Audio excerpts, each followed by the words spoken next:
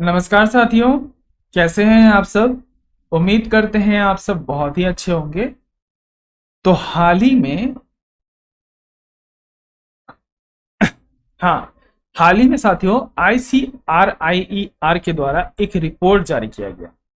इस रिपोर्ट में साथियों ये कहा जा रहा है कि भारत जिस स्पीड में इलेक्ट्रॉनिक्स का प्रोडक्शन कर रहा है, हो सकता है आने वाले टाइम में भारत जो हो किसी अलग ही लेवल पे हो।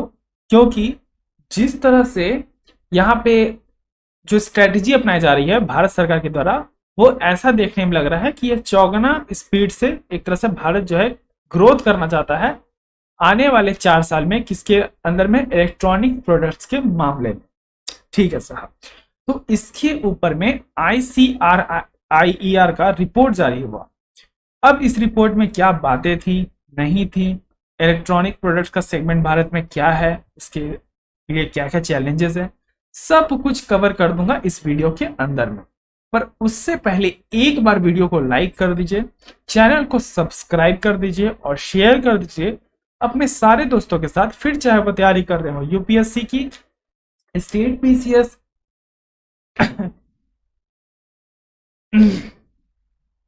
गले का हालत ना बहुत ज्यादा खराब है। अभी क्या है ना कि बोल रहा हूँ ना तो गला लग रहा है कि एकदम हालत खराब है मेरी बहुत। Okay. State PCS, SSC, banking, railway इत्यादि किसी भी एग्जाम की जहां पे करंट अफेयर वगैरह आता है तो उनके साथ शेयर जरूर करें। साथ ही साथ आपके कोई भी मित्र हैं जो जानकारी लेना चाहते हैं इलेक्ट्रॉनिक प्रोडक्ट्स के माध्यम से, यहाँ पे तो कोई सेलिंग नहीं कर रहा हूँ लेकिन उसके ऊपर में जो रिपोर्ट जारी किया गया, अगर वो इंटरेस्टेड है ये सब चीज़ जानने के में, उन्हें अच्छा लगता है कि करंट अफेयर वगैरह या करंट में वो ध्यान रखें, तो उनके साथ भी जरूर साझा करें, अपने फैमिली ग्रुप में भी जरूर भेजें ताकि नॉलेज जो है सब तक पहुंचता रहे। ओके। सो यहाँ पे रिपोर्ट में ये कहा गया कि भारत जो है सिर्फ 4 साल के अंदर में इलेक्ट्रॉनिक कारोबार के अंदर में चौगुने स्पीड से क्या करना चाहता है, बढ़ना चाहता है।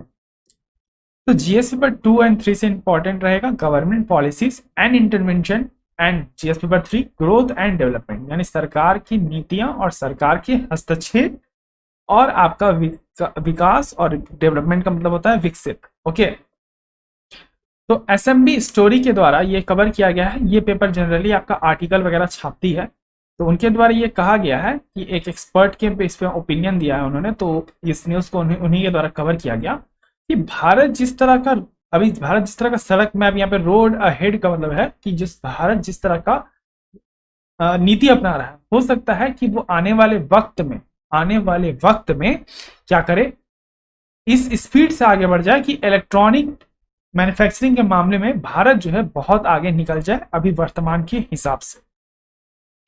तो आप देख सकते हैं साथियों 31 अगस्त की न्यूज़ है और आज 1 सितंबर है, तो आज मैं इसे कवर कर रहा हूँ। तो रिसेंटली जो है गवर्नमेंट के द्वारा एक रिपोर्ट जारी किया, और रिपोर्ट का नाम क्या है, रिपोर्ट का नाम है ग्लोबलाइजेशन टू लोकलाइजेशन। ग्लोबलाइजेशन का मतलब क्या होता है साथियों, ग्लोबलाइजेशन का मतलब होता है कि जो आप बड़े स्तर पे करते हो, जैसे फॉरेन ट्रांजेक्शन्स, ये सब, अब वहां से आप किसी सामान को बना रहे हैं। क्योंकि भारत जो है साथियों इलेक्ट्रॉनिक प्रोडक्ट्स के ऊपर में 3 कंट्री पे बहुत ज्यादा निर्भर करता है। वो 3 कंट्री कौन है, एक तो पहला चाइना, दूसरा वियतनाम और तीसरा ताइवान। ये 3 कंट्री के ऊपर में भारत बहुत निर्भर करता है। यहाँ पे समस्या क्या है कि भारत जो सबसे ज्यादा निर्भर करता है ना, वो करता है भाई साहब चाइना के ऊपर। और चाइना तो आपको पता है कि किस तरह की गतिविधि अपनाते रहता है भारत के खिलाफ। अभी आपको रिसेंटली आपने एक न्यूज सुना होगा कि चाइना के जो फोन है उनको क्या किया जा रहा है, मार्केट में 10,000 से जो सस्ते वाले फोन है उनको बंद किया जा रहा है। तो उनकी नीति को अपनाने के लिए भारत सरकार इसलिए लगी हुई है, वो मैंने आर्टिकल नहीं लाया, मुझे माफ कीजिएगा। तो आप ये न्यूज देख लेना जाके कि भारत सरकार के द्वारा जो 10,000 या 15,000 से कम के फोन है चाइना के, उनको इंडियन मार्केट में बैन किया जा रहा है। तो अब उस जो आपका, चाहे वो कोरियन कंपनी के हो या फिर आपके इंडियन कंपनी के, 10,000 से 15,000 के जो फोन होंगे वही बिकेंगे, बाकी और अदर कंपनी के बिक, मतलब अदर कंट्रीज के बिक सकते हैं, लेकिन साथियों चाइना के जो फोन है नहीं बिकेंगे। ताकि भारत भी चाहता है यहाँ पे कि इलेक्ट्रॉनिक सेगमेंट में भारत ऊपर है। अब आप बताओ कि कब तक हम किसी के ऊपर डिपेंड करेंगे। और डिपेंडेंसी का मतलब होता है साथियों कि अगर उसके हाथ में आपका क्या है, कंट्रोल है। दैट्स मच कि डिपेंडेंसी किसी के ऊपर क्या निर्भर करती है, कंट्रोल निर्भर करती है। अगर वो कल को चाइना चाहे प्राइस बढ़ाना तो प्राइस बढ़ा देगा, कल को चाइना चाहे प्राइस घटाना तो प्राइस घटा देगा। तो ये तरह का गेम खेलता है। जैसा अभी आपने यूरिया के केस में देखा होगा कि हम जब चाइना से यूरिया मंगाना चाहते थे कोविड के टाइम, तो इन्होंने क्या किया, नहीं सॉरी, रशिया और यूक्रेन के वॉर के टाइम, तब इन्होंने यूरिया देने से मना कर दिया। जबकि उस समय हम क्या करते हैं, क्योंकि आपको पता है कि चाइना हम 2 कंट्री से मंगाते हैं, एक आपका मंगाते हैं रशिया से और एक मंगाते हैं हम अपना चाइना से। तो रशिया सैंक्शन के कारण दे नहीं पा रहा था, तो अभी आपका यूरिया कौन देने वाला था, चाइना, लेकिन चाइना ने देने से मना कर दिया। तो इस तरह की जो गेम खेलने की चाइना की नीति रही है शुरू से, इस चीज को कहीं ना कहीं भारत सरकार चाहती है कि कहीं ना कहीं इसको खत्म किया जाए। तो अभी जो रिपोर्ट रिलीज किया गया, उस रिपोर्ट का नाम क्या था साथियों, उस रिपोर्ट का नाम था ग्लोबलाइजेशन टू लोकलाइजेशन। तो इसी के ऊपर में साथियों रिपोर्ट जो है रिलीज किया गया है।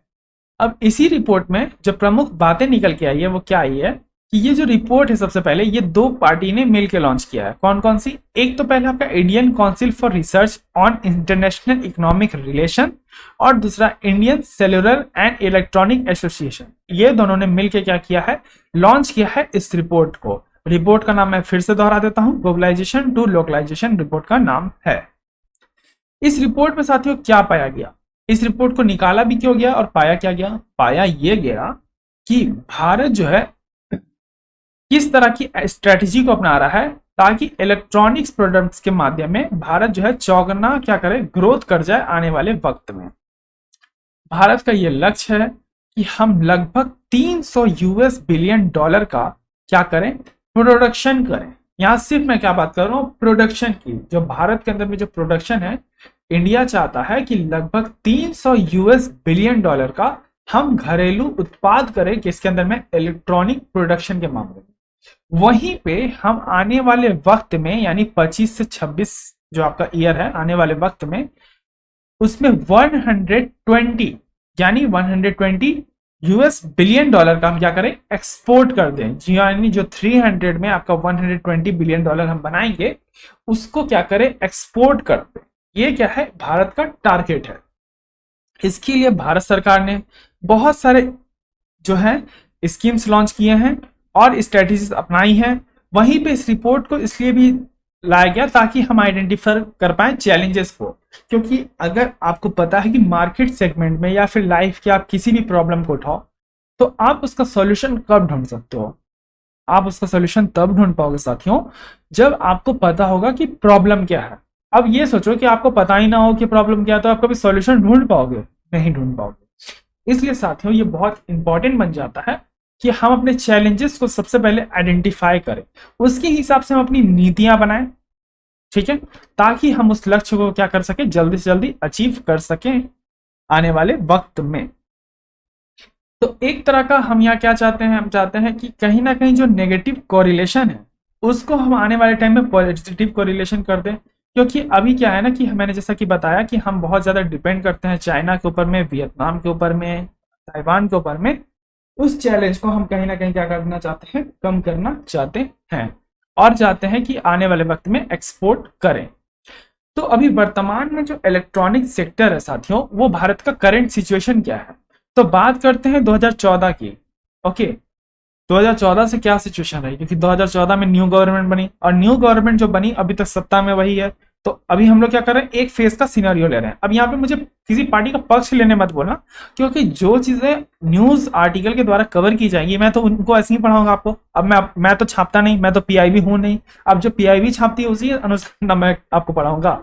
तो यहाँ पे 2014 तक की बात की जा रही है कि क्या सिनेरियो था उस समय जब न्यू गवर्नमेंट बनी। तो इंडिया की ये स्थिति थी कि इंडिया जो है पूरे तरीके से हाईली डिपेंडेंट था किसके ऊपर में, अदर कंट्री के ऊपर में, इलेक्ट्रॉनिक प्रोडक्ट्स के माध्यम से।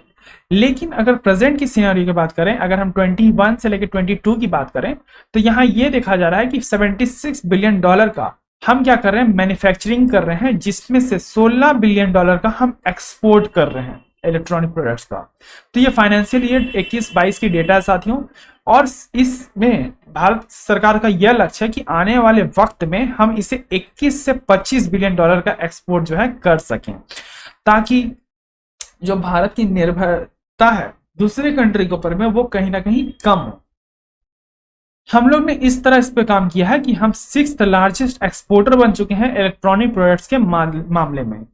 जो सबसे ज्यादा हम लोग एक्सपोर्ट करते हैं तो वो कौन सा प्रोडक्ट है साहब? वो है आपका मोबाइल। मोबाइल एक तरह का सिंगल लार्जेस्ट कंपोनेंट है जिसका हम क्या करते हैं, इलेक्ट्रॉनिक बाजार में एक्सपोर्ट करते हैं। इसमें भी भारत का यह लक्ष्य है कि हम लगभग 50% तक क्या कर दें, टोटल इलेक्ट्रॉनिक प्रोडक्ट्स जो हम उत्पादन कर रहे हैं, यानी फोन के मामले में अगर हम 100 फोन बनाते हैं, मान के चलो मैंने 100 फोन बनाया, तो 100 फोन में मेरे 50 फोन तो लगभग एक्सपोर्ट हो जाने चाहिए। इस तरह की मेरा मार्केट में पकड़ होना चाहिए, यहाँ भारत सरकार ये चाहती है। साथ ही साथ जो टारगेट रखा गया है, टारगेट ये रखा गया है कि 2026 तक हम क्या करना चाहते हैं, जैसा कि मैंने आपको ये चीजें बता दी कि 300 बिलियन का सिर्फ प्रोडक्शन करना चाहते हैं और 120 बिलियन डॉलर का हम क्या करना चाहते हैं, एक्सपोर्ट करना चाहते हैं। साथ ही साथ जो भी हमारा रिलायबल और ट्रस्टेड पार्टनर्स हैं जो इसमें आगे आना चाहते हैं, जैसे आपका विदेशी कंपनी हो, उनके साथ कोलैबोरेशन करो, उनके साथ आगे आओ। और साथ ही साथ स्ट्रेंथिंग करना चाहते हैं डोमेस्टिक मैन्युफैक्चरर को कि हाँ इन्वेस्ट करें मोबाइल सेगमेंट में, लोग यहाँ आगे आए और अपनी डिपेंडेंसी को कहीं ना कहीं कम करें। तो आपको पता है आत्मनिर्भर भारत चल रहा है साथियों। इसके लिए अभी हम लोगों ने एक ही स्कीम लगाया है, वो है पीएलआई स्कीम। पीएलआई स्कीम जिन्होंने नहीं पढ़ा, आई बटन के पास लिंक दिख रहा होगा, जाके पढ़ सकते हैं, जिसका नाम है प्रोडक्शन लिंक इंसेंटिव स्कीम। ये स्कीम क्या है साथियों? ये स्कीम है कि अगर आप कोई भी प्रोडक्ट बनाते हो तो उसको भारत सरकार आपको उतना ही इंसेंटिव देगी। जैसे मानो आपने 10 प्रोडक्ट बनाए तो 10 प्रोडक्ट पे आपको इतना इंसेंटिव मिलना चाहिए। फिर आपने 100 प्रोडक्ट बनाए तो 100 प्रोडक्ट पे आपको इतना इंसेंटिव मिलना चाहिए। तो जितना प्रोडक्शन करिएगा उतना इंसेंटिव मिलेगा। तो ये भारत सरकार का एम था पीएलआई स्कीम में। बाकी पूरा डिटेल वीडियो आपको आई बटन के पास लिंक दिख रहा होगा, आप जाके देख सकते हैं। तो आप देख सकते हो साथियों कि सरकार जो है लगातार लगी हुई है। तो मैंने क्या बताया अभी ये सुन लो। अभी हाल ही में एक रिपोर्ट रिलीज हुआ। रिपोर्ट का नाम क्या था? रिपोर्ट का नाम था ग्लोबलाइजेशन टू लोकलाइजेशन। इस रिपोर्ट में दो संस्था के द्वारा इस रिपोर्ट को लॉन्च किया गया कोलैबोरेशन में। वो पहले संस्था कौन थी? एक तो थी आपका Indian council for research on international economic relation और दूसरा India cellular and electronic association. ये दोनों ने मिल के क्या किया, एक रिपोर्ट रिलीज किया। इस रिपोर्ट में यह देखा गया कि भारत जिस तरह की नीति को अपना रहा है, इससे यह साबित होता है कि आने वाले टाइम में हम लोग का चौगुना ग्रोथ होने वाला है। किसके अंदर में? इलेक्ट्रॉनिक सेगमेंट के अंदर में।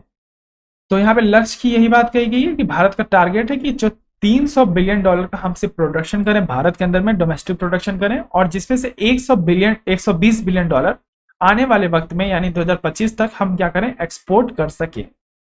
अभी जो हम सबसे ज्यादा एक्सपोर्ट करते हैं वो क्या है साथियों इलेक्ट्रॉनिक प्रोडक्ट्स के मामले में? वो है आपका मोबाइल फोन्स। तो यहां तक ही चीजें क्लियर हो गई हैं आपको, आशा करता हूं अगर मैंने अच्छे तरीके से बता दिया है। अगर आपको क्लियर हो गई है तो एक बार वीडियो को लाइक जरूर करें, सेशन को शेयर करने का कष्ट जरूर करें। अब क्या है ना कि ग्रोथ करना तो आसान बात है भाई, लेकिन चैलेंजेस क्या है? चैलेंजेस क्या है कि सबसे पहले इंडिया को बहुत ज्यादा टैरिफ पे करना पड़ता है, यानी बहुत ज्यादा जो आपका इंपोर्ट ड्यूटी होता है वो पे करना पड़ता है। किसको? चाइना और वियतनाम को, क्योंकि हम इसके ऊपर में क्या है सबसे ज्यादा डिपेंडेंट है। दूसरी बात, लैक ऑफ कंपोनेंट इकोसिस्टम।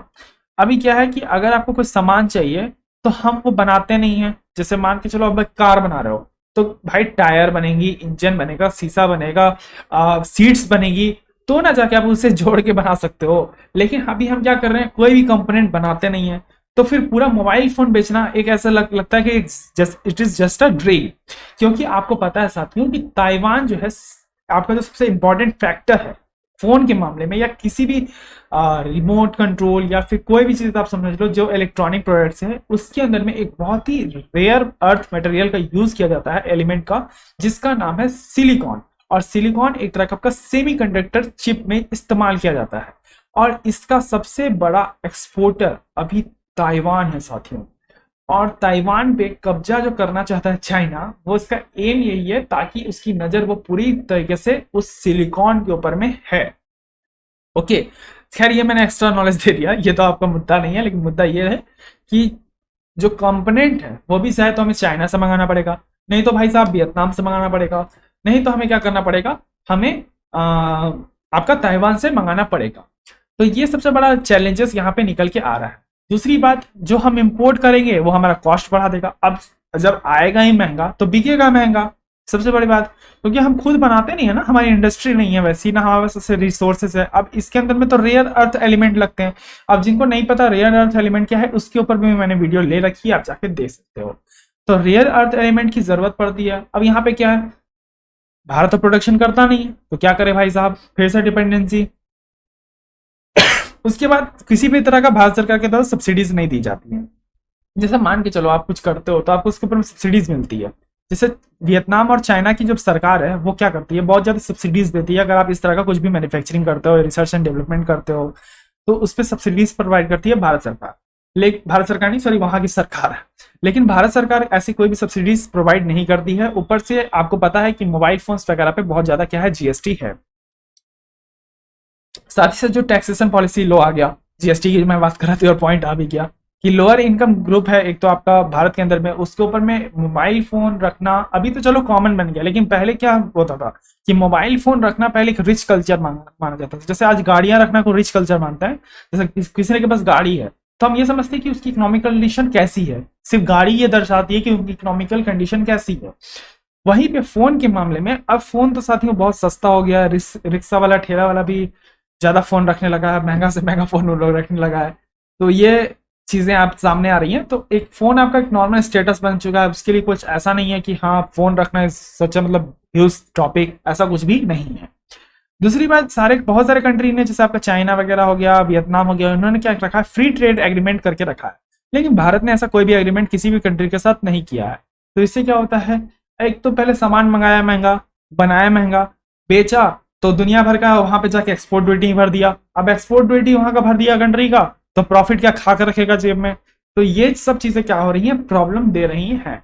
तो हम कहीं ना कहीं अगर इन चैलेंजेस को आइडेंटिफाई कर चुके हैं और इससे निकलने की कोशिश करेंगे, जैसे प्रोडक्शन लिंक इंसेंटिव एक स्कीम है, वैसे ही भारत सरकार को बहुत सारी स्कीम्स लाने होंगे इसके ऊपर में, और तमाम तरह की चीजें करनी पड़ेगी, ताकि जो हम सपने देख रहे हैं कि इलेक्ट्रॉनिक सेक्टर में आगे आने का, और इलेक्ट्रॉनिक सेगमेंट ऐसा है ना साथियों जो आज एकदम बेसिक नेसेसिटी है। अब आप बताओ, मैं पढ़ा रहा हूँ लैपटॉप पे, आप पढ़ रहे होगे लैपटॉप या फोन पे, आपके पास इंटरनेट होगी, आपके आसपास आप ईयरफोन लगाए होंगे या फिर स्पीकर्स पे पढ़ रहे होंगे, तो आप इलेक्ट्रॉनिक कंपोनेंट से, इलेक्ट्रॉनिक की चीजों से आज घिरे पड़े हो। और वहां पे अगर आप सोचोगे कि हम यहाँ पे देखो ये ऐसा बजा रहे हैं ना जो ग्रोथ करेगा आने वाले वक्त में, तो भारत को अभी से इस पे कुछ नीति अपनानी होगी, ताकि जो अभी जो चैलेंजेस हैं उनको कम करके हम उस पाथ को आने वाले फ्यूचर में पकड़ सकें, ताकि जो हम सपने देख रहे हैं एक्सपोर्ट करने का, वो कहीं ना कहीं क्या हो, पूरा हो। तो कंडीशन अभी बहुत बदला है साथियों, और बहुत अच्छा कर रही है सरकार, और लगातार प्रयास कर रही है कि हम कैसे ना कैसे इलेक्ट्रॉनिक सेक्टर में आगे आए। मेंस का क्वेश्चन यही रख लो साथियों कि आपको सिग्निफिकेंस बताना है कि ऐसे रिपोर्ट्स के क्या क्या सिग्निफिकेंस होते हैं 250 वर्ड में।